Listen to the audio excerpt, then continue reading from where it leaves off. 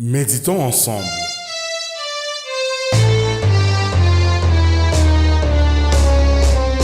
Bonjour et bienvenue dans Méditons ensemble.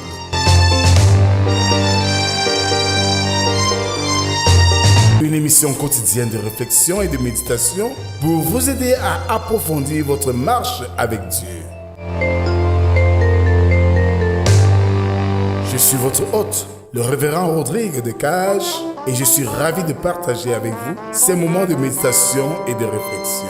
Chaque jour de lundi à vendredi, nous allons explorer les Saintes Écritures selon le calendrier qui nous est proposé.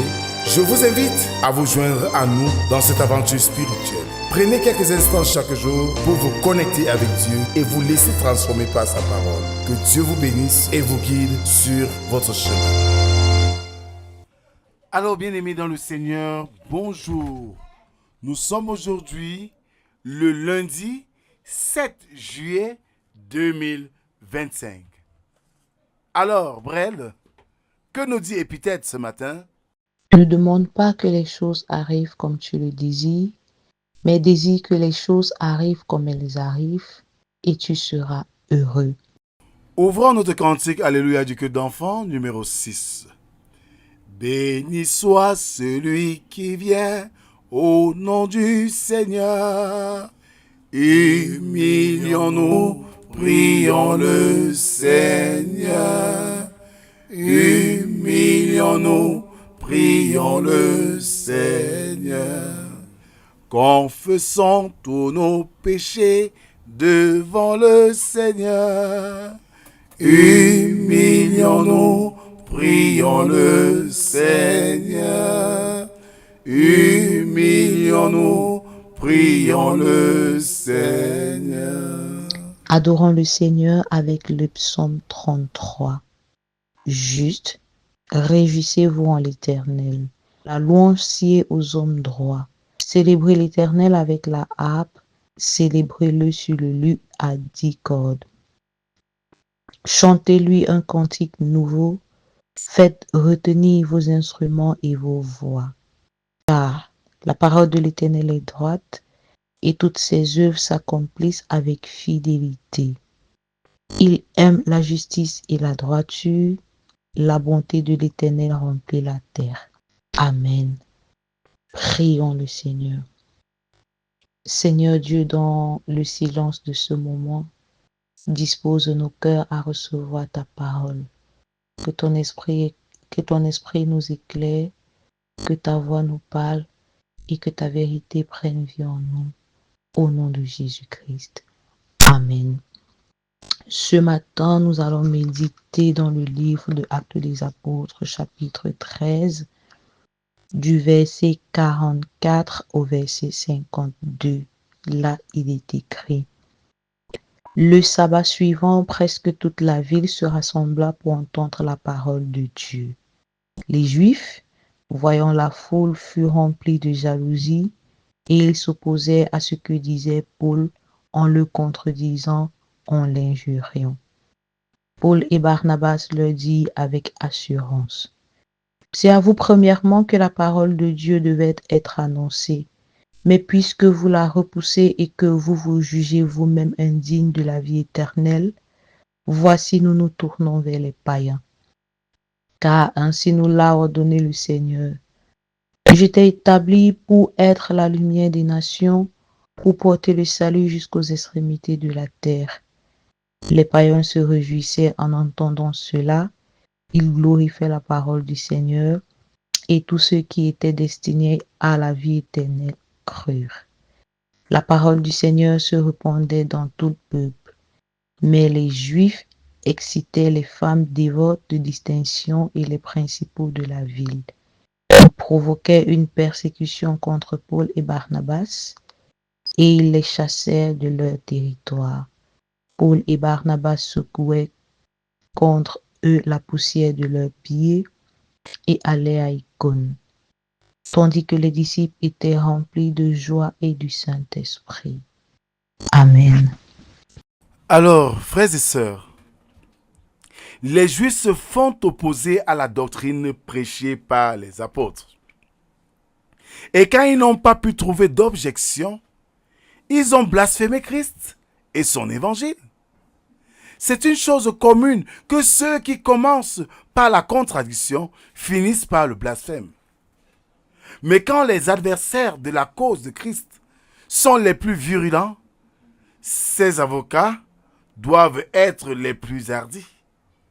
Et tandis que beaucoup s'estiment indignes de la vie éternelle, d'autres, d'une façon bien différente, désirent en entendre plus sur les bonnes nouvelles du salut.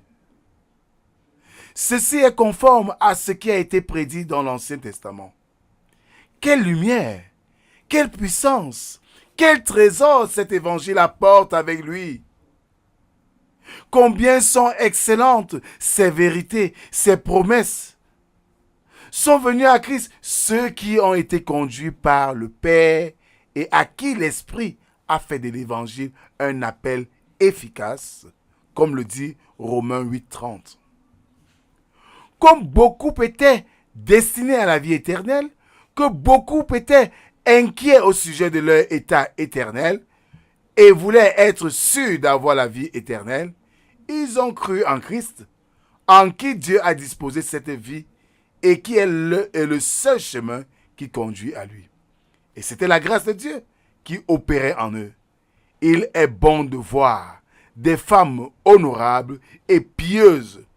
Le moins elles ont à faire dans le monde, le plus elles doivent faire pour leurs propres âmes. Et les âmes des autres aussi. Mais il est triste que sous couvert de dévouement à Dieu, elles essaient de montrer de la haine pour Christ.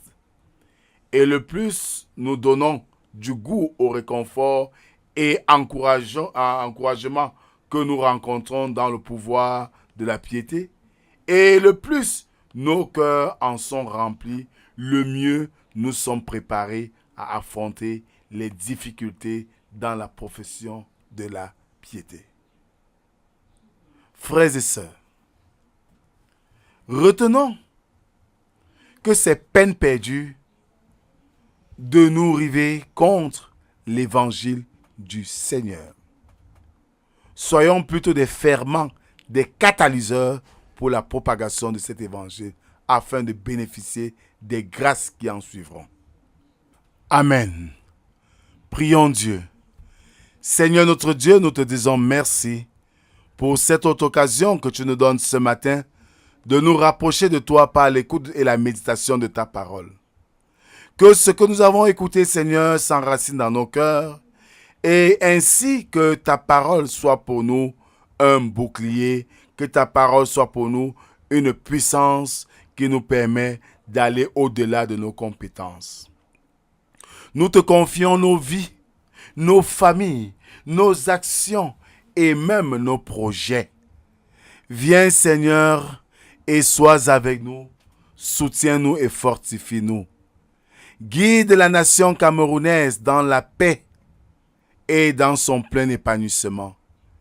Guide, Seigneur, les chrétiens du monde entier dans la joie et le courage de persévérer dans la foi. Donne-nous, Seigneur, de te rester fidèle afin qu'un jour, autour des anges, nous puissions chanter le grand Alléluia. C'est au nom de Jésus-Christ que nous t'avons ainsi prié, lui qui nous a appris à te dire, Notre Père qui es aux cieux, que ton nom soit sanctifié, que ton règne vienne, que ta volonté soit faite sur la terre comme au ciel. Donne-nous aujourd'hui notre pain de ce jour. Pardonne nos offenses, comme nous pardonnons aussi à ceux qui nous ont offensés. Ne nous soumets pas en tentation, mais délivre-nous du mal, car c'est à toi qu'appartiennent le règne, la puissance et la gloire pour les siècles des siècles. Amen. En guise d'exhortation, bien-aimés, n'osons jamais nous opposer à l'évangile du Seigneur. Si même nous le faisons, c'est peine perdue, car Dieu a le pouvoir sur toute chose et sur toute action. Que l'amour, la paix soit avec nous pour toujours et à jamais.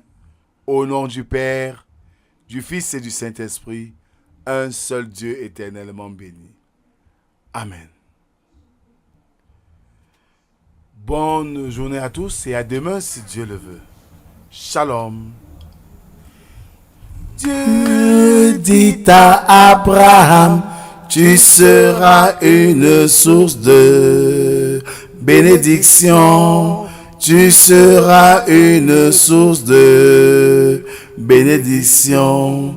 Dieu dit à Abraham, je te bénirai, je rendrai ton nom grand. Tu seras une source de bénédiction.